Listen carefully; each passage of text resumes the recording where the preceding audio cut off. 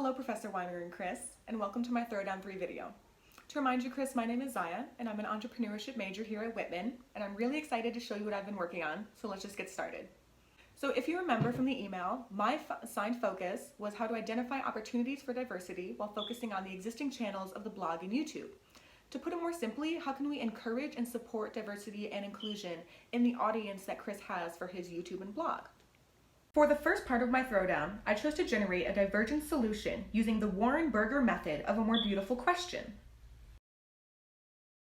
Why is Chris's audience mostly made up of retirement-age men?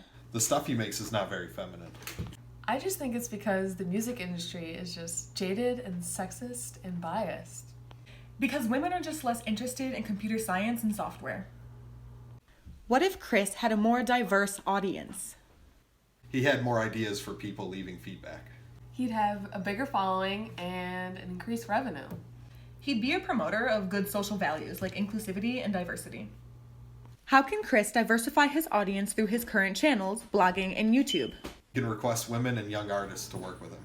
He can show only content from young artists and women for some time. By posting regularly and gaining subscribers, even if the content isn't about the program. After finishing the how section, we decided to take a closer look at what we had come up with. What do all of the answers to our how question have in common? What is the theme of our solution? The themes are inclusivity and diversity, and the solution is to become a YouTube partner. And there you have it. We figured the best way for Chris to expand his audience is by becoming a YouTube partner and gaining new subscribers. YouTube affiliates make money for every video and are more motivated to push content. The more content, the more opportunities for someone to see, including a female or a young adult artist. YouTube is a great way to reach out to a lot of different types of people, but not always will those people want to reach back. Chris needs to think about implementation if he wants to change his viewer demographic, and that's what we're going to cover next. Implementation strategy 1. Make regular announcements requesting female and young adult artists or collaborators to work with. Just because Chris makes regular content for his YouTube page does not mean his audience demographic will change. He could just get more middle-aged men. To combat this, he could try making targeted announcements, posts, memos, or requests directed specifically at women or young adult artists, asking to work with them or collaborate with them. It's also a public message which shows that he is a supporter of inclusivity and diversity. If Chris actively seeks out women and young adults to work with, the chances of finding one are significantly increased. Implementation strategy 2. Do a monthly feature for female and young content creators or collaborators.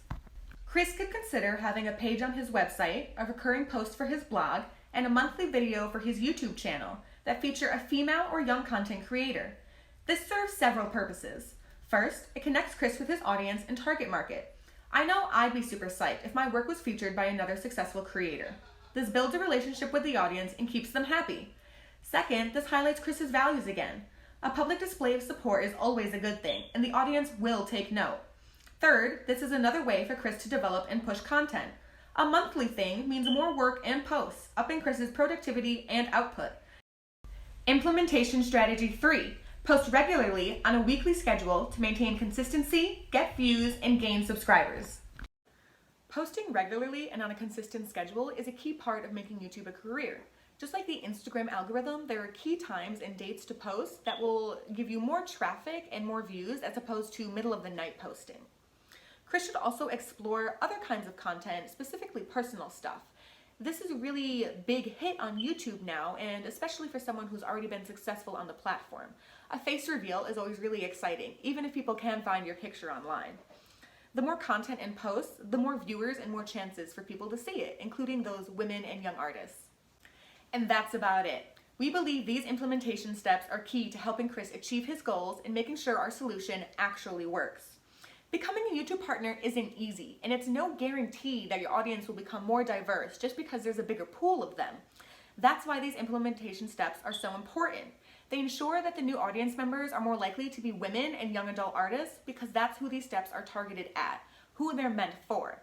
So now we're going to move on to the final and third part of my Throwdown, which is the Pixar pitch. Once upon a time, Chris married his passion with work by starting Brass Palace Recording and Why Logic Pro Rules. Every day, Chris helped artists create high-quality tracks with his professional mixing and mastering skills, and his plethora of the best software and programs, including Logic Pro. One day, Chris realized his audience demographic was mostly retirement-age men. Because of that, he wanted to become a YouTube partner to expand his audience. Because of that, Chris had to fine-tune his content to be more inclusive and diverse. Until finally, Chris's audience became more inclusive and diverse, and his success grew as a result.